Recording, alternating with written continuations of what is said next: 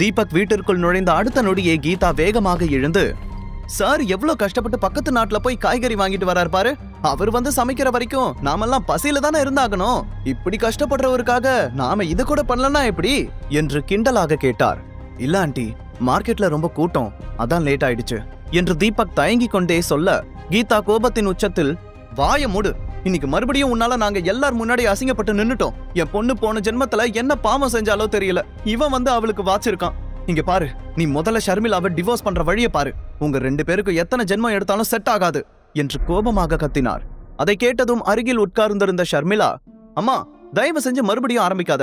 இன்னைக்கு தீபக் மேல எந்த தப்பும் இல்ல. அந்த ஜுவல்லரி ஓனர் எப்படி பேசினா பாத்தீங்கல்ல? ஒருவேளை தீபக் அங்க அமைதியா இருந்திருந்தா பொண்டாட்டிய மத்தவன் திட்டுற வரைக்கும் வேடிக்கை பார்த்துட்டு இருந்தேன்னு அதுக்கும் சண்டை போட்டிருப்பீங்க. இனி இந்த டிவோர்ஸ் மேட்டரை பத்தி பேசாதீங்க. தினமும் அதையே கேட்டு கேட்டு எனக்கு ரொம்ப டயர்டா இருக்கு என்று சோர்வான தோணியில் சொன்னாள். ஷர்மிளாவிடமிருந்து அந்த வார்த்தையை கேட்டதுமே கீதா அழக ஆரம்பித்து விட்டார். ஐயோ கடவுளே, என் பொண்ணு ஏன் இப்படி இருக்கா? நீயாவது அவளுக்கு புரிய வைக்க கூடாதா?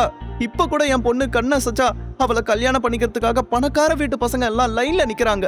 ஆனா இந்த வீணா போனவன் என்ன வசியம் பண்ணான்னு தெரியல. என் பொண்ணு அவனை விட்டு துளி கூட நகர மாட்டேங்கிறா. இந்த கொடுமையெல்லாம் பார்த்துட்டு நான் ஏன் இன்னமும் உயிரோட இருக்கணும் என்று சொல்லிக்கொண்டு அழுதார். கீதாவின் இந்த போலி அழுகை நாடகமெல்லாம் அடிக்கடி நடக்கக்கூடிய ஒன்றுதான். அவர் அழுவதை பார்த்த தீபக் லேசாக சிரித்துக் கொண்டே நிற்க, ஷர்மிளா அவனை பார்த்து, தீபக் நீ போய் டின்னர் ஏதாச்சும் ரெடி பண்ணு, நான் அம்மாவை பாத்துக்கிறேன் என்று சொன்னாள். அதை கேட்டதும் தீபக் வேகமாக கிச்சனுக்குள் நகர, சமைக்கிற வேலையாச்சும் ஒழுங்கா பண்ணு, நான் வந்து பார்க்கும்போது சிங்க்ல ஒரு பாத்திரம் கூட இருக்கக்கூடாது, எல்லாத்தையும் கிளீன் பண்ணி வை என்று கீதா அவனை பார்த்து கண்களை துடைத்து கொண்டு சொன்னார். தீபக் அமைதியான தோணியில், சரிங்க ஆண்டி, ப்ளீச்சிங் பவுடர் போட்டு பளிச்சுன்னு பண்ணிடுறேன் என்று வேகமாக சொல்லிவிட்டு கிச்சனுக்குள் நகர்ந்தான். அவன் உள்ளே சென்றதும் கீதா மீண்டும் அழுக ஆரம்பித்து விட்டார். ஷர்மிளா, உனக்கு ஏன் இன்னும் புரியல? உன் தாத்தா சொன்ன ஒரு காரணத்துக்காக இவனையே கடைசி வரைக்கும் கூட வச்சுக்கிட்டு கஷ்டப்படணும்னு உனக்கு என்ன தலை எழுத்தா? இப்பவும் ஒண்ணு கெட்டு போகல. அவனை டிவோர்ஸ் பண்ணிட்டா நம்மளோட மொத்த பிரச்சனையும் சரியாயிடும். பாட்டியும் நம்மள திரும்பவும் சேர்த்துக்குவாங்க.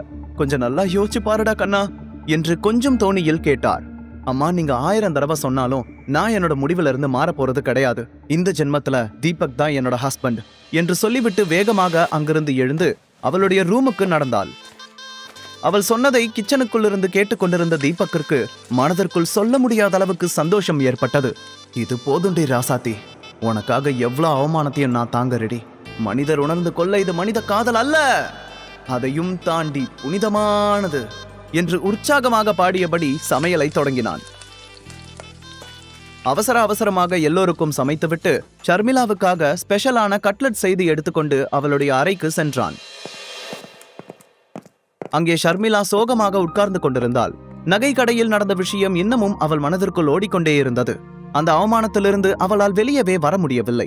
தீபக் கட்லெட்டை டேபிளின் மீது வைத்துவிட்டு, ஷர்மி, அங்க நடந்ததை பத்தியே யோசிச்சுட்டு இருக்காத, நான் ஏதாச்சும் பண்ண முடியுமான்னு பாக்குறேன் என்று சொல்ல, ஷர்மிளா எரிச்சலுடன் அவனை பார்த்து, உன்னால என்ன பண்ண முடியும்? அதெல்லாம் ஒன்னும் பண்ண தேவையில்ல, சாப்பிட்டுட்டு போய் தூங்கு என்று வேண்டா வெறுப்பாக சொன்னாள். அவள் நினைத்த நெக்லஸை வாங்க முடியவில்லை என்ற கோபம் அவளது குரலில் தெளிவாக தெரிந்தது. நாளைக்கு உனக்கு ஒரு பெரிய சர்ப்ரைஸ் இருக்கு ஷர்மி, வெயிட் அண்ட் வாட்ச் என்று வெளியே சென்றான். அடுத்த நாள் காலையில் எல்லோரும் ரெடியாகி காயத்ரி தேவி வீட்டு ஃபங்க்ஷனுக்கு கிளம்பினார்கள். ஷர்மிளா அழகான ஒரு நீல நிற உடையை அணிந்திருந்தாள். அந்த உடையில் என்றைக்கும் இல்லாத அளவுக்கு அவள் அழகாக தெரிந்தாள். தீபக் காரை ஓட்டி கொண்டு சென்றபோது கண்ணாடி வழியாக ஷர்மிளாவின் அழகையே ரசித்து பார்த்து கொண்டு சென்றான். அடுத்த சிறிது நேரத்தில் காயத்ரி தேவி வீட்டின் முன்பு கார் வந்து நின்றது. அந்த இடத்தை சுற்றிலும் ஏகப்பட்ட சொகுசு கார்கள் நின்று கொண்டிருந்தது. வீடு முழுக்கவும் வண்ண விளக்குகளால் அலங்கரிக்கப்பட்டிருந்தது. காயத்ரி தேவி குடும்பத்தை சேர்ந்த மொத்த ஆட்களும் அங்கே வந்திருந்தார்கள். அங்கே இருந்த ஆடம்பரத்தையும் கூட்டத்தையும் பார்த்து பயந்த கணேஷ் தயக்கத்துடன் தன் கையில் இருந்த 60,000 ரூபாய் கம்மலை பார்த்தார். அதன் பிறகு தயங்கிக் கொண்டே எல்லோரும் காயத்ரி தேவியின் வீட்டிற்குள் சென்றார்கள். அங்கே இருந்தவர்கள் எல்லோரும் கணேஷையும் அவரது குடும்பத்தையும் கேவலமான பார்வையுடன் முறைத்து பார்க்க தொடங்கினார்கள். சிலர் வீட்டோடு மாப்பிள்ளையாக இருப்பதால் தீபக்கை கிண்டல் செய்யவும் ஆரம்பித்தார்கள். ஆனால் தீபக் அதை பற்றியெல்லாம் பொருட்படுத்தவே இல்லை. அவன் சாதாரணமாக உள்ளே நடந்தான். வரதட்சணை பொருட்களும் கார்த்திகாவுக்காக கொடுக்கப்பட்ட பரிசு பொருட்களும் அடுக்கி வைக்கப்பட்டிருந்தது. கணேஷும் கீதாவும் அந்த அறைக்குள் செல்ல சிறிது நேரம் ஷர்மிளா தீபக் மட்டும் நின்று கொண்டிருந்தனர். அங்கே சுற்றியிருந்த அனைவரும் அவர்களை பற்றி பேச ஆரம்பிக்க ஷர்மிளா வாஷ்ரூமுக்கு சென்று விட்டாள். அதை உணர்ந்த தீபக், ஃபங்க்ஷன் வந்தோமா சாப்பிட்டோமான்னு போங்கடா, எதுக்கு உங்களுக்கு என்னோட கதை என்று அங்கிருந்து நகர்ந்தான். சிறிது நேரம் கழித்து வெளியே வந்த ஷர்மி அங்கே காயத்ரி தேவி கோபமாக நின்று கொண்டிருப்பதை பார்த்தாள். நான் என்ன சொன்ன உங்ககிட்ட? குறைஞ்சது 5 லட்சத்துக்காவது ஒரு நெக்லஸ வாங்கிட்டு வர சொன்னா நீங்க இந்த கருமத்தை வாங்கிட்டு வந்திருக்கீங்க. உங்ககிட்ட பணம் இல்லனா உங்களோட உதவாக்கார மருமகனை எங்கேயாவது போய் பிச்சை எடுக்க அனுப்ப வேண்டியதானே? ஒரு குப்பை கம்மலை வாங்கிட்டு வந்துட்டு எல்லாரும் மூக்கு முட்டை தின்னுட்டு போலான்னு பாக்குறீங்களா என்று கோபமாக கத்திக் கொண்டிருந்தார். அதை கேட்டதும் ஷர்மிளாவுக்கு பயங்கர கோபம் வந்தது. பாட்டி, எதுக்காக அப்பா அம்மாவை இப்படி திட்டிட்டு இருக்கீங்க? எங்களோட சக்திக்கு எவ்வளவு முடியுமோ அதை தானே வாங்க முடியும் என்று சொன்னாள். அவளுடைய கோபமான குரலை கேட்ட காயத்ரி தேவி கம்மலை தூக்கி எரிந்துவிட்டு, எவ்வளவு தைரியம் இருந்தா ஏன் முன்னாடியே குரலை வசதி பேசுவ? இன்னைக்கு கார்த்திகாவோட நிச்சயதார்த்தம். சிட்டில இருக்கிற எல்லா பணக்காரங்களும் இங்கதான் இருக்காங்க. கணேசன் என்ன கிஃப்ட் கொடுத்தான்னு கேட்டா அவங்களுக்கு நான் என்ன பதில் சொல்லுவேன்? இந்த 50,000 ரூபாய் சீப்பான கம்மலை காட்டி இததான் வாங்கிட்டு வந்தாங்கன்னு சொல்லவா என்று கோபமாக கேட்டார். அந்த நேரத்தில் சரியாக சங்கர் அந்த இடத்திற்கு வர அதை பார்த்து, என்ன இந்த கம்பல் 50,000 ரூபா தானா? வேற ஒருத்தரோட வீட்டுக்கு போற கார்த்திகாவோட மரியாதையை பத்தி நீங்க கொஞ்சமாச்சும் யோசிச்சிருந்திருக்கணும். இது மட்டும் மாப்பிள்ளை வீட்டுக்கு தெரிஞ்சா அவளை எப்படி எல்லாம் கிண்டல் பண்ணுவாங்கன்னு உங்களுக்கு தெரியுமா என்று கேட்டார். உடனே ஷர்மிளா அவரை பார்த்து, பெரியப்பா, உங்களோட ஃபேமிலில பணம் இருக்கு, அதனால நீங்க எவ்வளவு காஸ்ட்லியான கிஃப்ட் வேணாலும் வாங்கி கொடுக்கலாம். ஆனா எங்க கிட்ட அப்படி எதுவும் இல்ல. அதுவும் இல்லாம இதெல்லாம் உங்களோட பணம் ஒன்றும் கிடையாது. நீங்க அனுபவிக்கிறது எல்லாமே என் தாத்தாவோடது. நீங்களா எதுவும் சம்பாதிச்சது கிடையாது. என் அப்பாவை வீட்டை விட்டு வெளியே அனுப்பும்போது பாட்டி அவருக்குன்னு ஒத்த ரூபா கூட கொடுக்கலங்கிறது உங்களுக்கும் தெரியும்ல என்று கோபமாக கேட்டாள். அதை கேட்டதும் காயத்ரி தேவி கோபத்துடன், ஷர்மிளா, நீ என்ன சொல்ற? நீ சொல்றத பார்க்கும்போது நான் ஏதோ சொத்த முழுசா சங்கருக்கே கொடுத்த மாதிரி பேசிட்டு இருக்க என்று கேட்க, இல்லையா பின்ன, என் அப்பாவுக்கு வர வேண்டிய ஷேர்ல தான் எல்லாரும் ஆடம்பரமா செலவு பண்ணிட்டு இருக்காங்க. இது உங்களுக்கும் தெரியும் என்று ஷர்மிளாவும் விட்டு கொடுக்காமல் பதில் சொன்னாள். அதை கேட்டதும் கீதாவும் கணேஷும் எந்த பதிலும் பேசாமல் அமைதியாக நின்றிருந்தார்கள். அப்போது சங்கர் இதை சமாளிக்க, அம்மா, இவங்களை விட்டு தள்ளுங்க. இன்னைக்கு ரொம்ப சந்தோஷமான நாள். எதுக்காக இவங்க கிட்ட பேசி டென்ஷன் ஆகிக்கணும்? என் கூட வாங்க. நான் கார்த்திகாவுக்காக ஒரு காஸ்ட்லி கார் வாங்கிட்டு வந்திருக்கேன். அவளையும் கீழே வர சொல்லியிருக்கேன். நீங்க வாங்க போலாம் என்று சொல்லி காயத்ரி தேவியை அழைத்து கொண்டு கீழே சென்றார். காயத்ரி தேவி போகும்போது திரும்பி ஷர்மிளாவை பார்த்து, இந்த விஷயம் இன்னமும் முடியல. போயிட்டு வந்து உங்களை வச்சுக்கிறேன். ஏன் முன்னாடியே குரல வசதி பேசிட்டல? இந்த காயத்ரி தேவி யாருன்னு இன்னைக்கு நீ பாப்ப என்று சொல்லிவிட்டு கோபமாக அந்த இடத்தை விட்டு வெளியே சென்றார். அவர் பேசிய வார்த்தைகளில் ஷர்மிளா மனமுடைந்து போனாள். அதன் பிறகு யாரிடமும் எந்த பதிலும் சொல்லாமல் அமைதியாக அந்த இடத்தை விட்டு வெளியே வர அவளுக்கு பின்னாலேயே தீபக்கும் வெளியே வந்தான். மறுபுறம் புது கார் வந்த விஷயத்தை கேள்விப்பட்டவுடன் கார்த்திகாவின் முகம் சந்தோஷத்தில் பிரகாசித்தது. அந்த காரை பார்ப்பதற்காக வேகமாக வெளியே ஓடி வந்தாள். கார்த்திகா, உனக்கு இந்த கார் பிடிச்சிருக்கா? உனக்காகவே பார்த்து பார்த்து வாங்கின என்று சிரித்துக் கொண்டே சொன்னார் சங்கர். ஆமா அங்கிள், இது செம்மையா இருக்கு, எனக்கு ரொம்ப பிடிச்சிருக்கு. ஆனா இது ரொம்ப காஸ்ட்லியா இருக்கும் போலயே என்று கேட்டாள் கார்த்திகா. அதை கேட்டு சங்கர் சிரித்துக் கொண்டே ஏதோ பதில் சொல்ல வர அந்த நேரத்தில் ஷர்மிளாவும் தீபக்கும் அங்கே வருவதை பார்த்தார். அவர்களை பார்த்ததும் ஆணவத்துடன் நெஞ்சை நிமிர்த்தி கொண்டு, ஆமா, இது ரொம்ப காஸ்ட்லியான கார் தான், ஆனா நமக்கு இல்ல என்று சொல்லி சிரித்தவர், இந்த காரோட விலை வெறும் 2 கோடி தான். இதை விட ரொம்ப காஸ்ட்லியான கார் கிடைக்காததால வேற வழி இல்லாம நான் இதை உனக்காக வாங்கினேன் என்று வந்தாவாக சொன்னார். காரின் விலையை கேட்டதும் அங்கே இருந்த எல்லோரும் ஆச்சரியத்தில் வாயை பிளந்தார்கள். கார்த்திகாவும் ஆச்சரியத்தோடு காரை சுற்றி பார்த்து கொண்டிருந்தாள். சென்னை சிட்டி ரோடுகளில் இது போன்ற காரை அவள் எங்கேயும் பார்த்தது கிடையாது. அதனால் அவளுடைய சந்தோஷத்திற்கு அளவே இல்லை. ஆனால் காரின் விலை 2 கோடி என்று சொன்னதும் தீபக் சிந்தனையில் மூழ்க ஆரம்பித்து விட்டான். சங்கரிடம் நிறைய பணம் இருந்தாலும் ஒரு காருக்காக 2 கோடி ரூபாய் செலவு செய்வார் என்று அவனுக்கு கொஞ்சமும் நம்பிக்கை இல்லை. இந்தியாவில் இந்த மாடல்ல மொத்தமாவே 3 கார்ஸ் தான் இருக்கு. அதுல ஒரு காரை தாத்தா எனக்கு 5 வருஷத்துக்கு முன்னாடியே கிஃப்ட் பண்ணிட்டாரு. இது நான் ஓட்டின அதே மாடல் கார் தான். ஆனா இந்த கார்ல ஏதோ ஒரு தப்பு இருக்கிற மாதிரி தோணுது. ஃப்ரண்ட் சைடும் பேக் சைடும் ரொம்பவே வித்தியாசமா இருக்கே.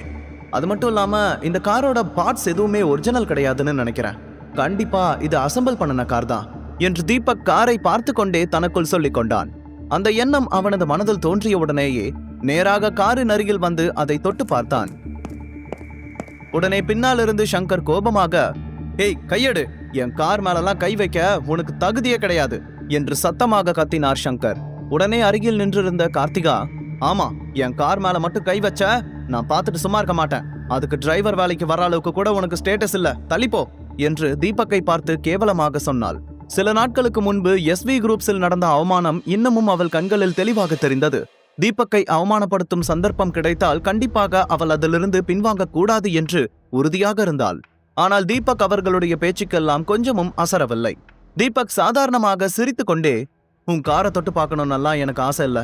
உண்மையிலேயே இந்த கார் 2 கோடி தானா இல்ல உன் மாமா உன்கிட்ட பொய் சொல்றாரான்னு பார்த்தேன் என்று சொன்னான். அதை கேட்டதும் சங்கருக்கு பயங்கரமான கோபம் வந்தது. என்ன பார்த்தா ஏமாத்துறவ மாதிரி தெரியுதா? கார்த்திகா எங்க வீட்டு பொண்ணு, அவளுக்கு நான் இதுக்கு மேலையும் செலவு பண்ணுவேன். உங்கள மாதிரி 50,000 60,000த்துக்கெல்லாம் சீப்பா நகை வாங்கிட்டு வந்து ஏமாத்த மாட்டேன் என்று சொல்லிக்கொண்டே திரும்பி கணேஷையும் கீதாவையும் பார்த்தார். சங்கருக்கு அவருடைய தம்பி கணேஷை சுத்தமாக பிடிக்காது. அவருக்கு சந்தர்ப்பம் கிடைக்கும் போதெல்லாம் கணேசன் குடும்பத்தை அவமானப்படுத்தி கொண்டிருந்தார். சங்கர் சொன்னதை கேட்டதும் கீதா கோபத்துடன் தீபக்கை பார்த்து, நீ கொஞ்ச நேரம் அமைதியா இருக்க மாட்டியா? எங்களை அவமானப்படுத்தணும்னு இதெல்லாம் பண்ணிட்டு இருக்கியா? முதல்ல நீ இங்கிருந்து கிளம்பு என்று கத்தினார். உடனே தீபக் அவரை பார்த்து, அத்தை, நான் பொய் சொல்லல. இந்த காரோட விலை கண்டிப்பா 2 கோடியா இருக்க முடியாது. ஏன்னா இதோட ஸ்பேர் பார்ட்ஸ் எல்லாமே டூப்ளிகேட். இதை மொத்தமாவே அசம்பிள் பண்ணிருக்காங்க. எனக்கு தெரிஞ்சு இந்த காரோட விலை 20 லட்சத்தை தாண்டறதுக்கு வாய்ப்பே இல்லை என்று சொன்னான். அதை கேட்டு சங்கருக்கு கோபம் உச்சத்திற்கு சென்றது. நேராக முன்னால் வந்து தீபக்கை பார்த்து முறைத்தபடி நின்றார். காயத்ரி தேவி அதுவரைக்கும் அமைதியாக இருந்தவர் தீபக் நடந்து கொள்ளும் விதத்தை எல்லாம் பார்த்து எரிமலை போல வெடிக்க தயாராக இருந்தார். உன்னோட வாழ்க்கையில இந்த மாதிரியான காரை வாங்க முடியுமா? இல்ல அதுக்குள்ள ஒரு தடவையாச்சும் உட்காந்து டிராவல் பண்ண முடியுமா? ஆனா மத்தவங்களை குறை சொல்றதுக்கு மட்டும் முதல் ஆளா கிளம்பி வந்துருவீங்க. சங்கர் கோபமாக தீபக்கை பார்த்து கேட்டார். சுற்றி நின்றிருந்த ஆட்கள் யாருமே தீபக் சொன்ன வார்த்தையை நம்பவில்லை. ஏற்கனவே தீபக்கை எல்லோரும் ஒரு ஜோக்கரை போலதான் பார்த்து கொண்டிருந்தார்கள். அதனால் தீபக் சங்கர் மீது இருக்கும் பொறாமையில் தான் அப்படி பேசுகிறான் என்று நினைத்தார்கள். சங்கர் சொன்னதை கேட்டு தீபக் ஏதோ பதில் சொல்ல முயற்சிக்க ஷர்மிளா வேண்டாம் என்று அவனை தடுத்தாள். தேவையில்லாம இந்த இடத்துல குழப்பத்தை உண்டு பண்ணலான்னு ட்ரை பண்ணாத. எனக்கு கோபம் வந்துச்சு, உன்னை என்ன பண்ணுவேன்னு எனக்கே தெரியாது என்று மிரட்டும் தோணியில் சொன்னார் சங்கர். அப்போது காயத்ரி தேவி முன்னால் வந்து, கார்த்திகா, இதை விடு. யாரோ என்னமோ பேசிட்டு போகட்டும். உனக்கு இந்த கார் பிடிச்சிருக்குல்ல, போய் ஓட்டி பாரு. உன்னோட மாமா இதை உனக்காக பாசமா வாங்கிட்டு வந்திருக்காரு என்று சிரித்து கொண்டே சொன்னார். அதை கேட்டதும் கார்த்திகா ஆர்வத்துடன் காருக்குள் ஏறி உட்கார்ந்தாள். இதற்கு முன்பு 2 கோடி மதிப்பிலான காரில் அவள் ஒருமுறை கூட ஏறியது கிடையாது. காரை ஸ்டார்ட் செய்ததும் ஆக்சலரேட்டரை மிதித்து வீட்டை விட்டு வெளியே ஓட்டிச் செல்ல ஆரம்பித்து விட்டாள். அவள் சென்றதும் அந்த இடத்திலிருந்த மொத்த பேரும் தீபக்கை பற்றி கிசுகிசுத்து பேசிக் கொண்டிருந்தார்கள். காயத்ரி தேவிக்கும் சங்கருக்கும் தீபக்கின் மீது இருந்த கோபம் இன்னமும் தீரவில்லை. முழு கதையையும் கேட்டு மகிழ பாக்கெட் FM ஆப்பை டவுன்லோட் செய்யுங்கள். லிங்க் டிஸ்கிரிப்ஷனில் கொடுக்கப்பட்டுள்ளது.